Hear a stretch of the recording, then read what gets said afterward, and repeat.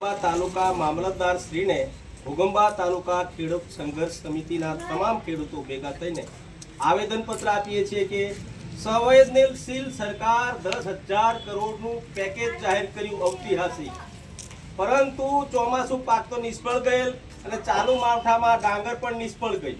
હવે શિયાળુ પાકનું બિયારણ ને ખેડાણ કરવા માટે ખેડૂતોના ખાતામાં તાત્કાલિક પૈસા નાખો।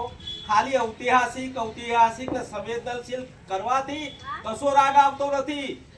ઉદ્યોગપતિઓના દેવા માફ કરવા માટે સર્વેની જરૂર નથી પડતી।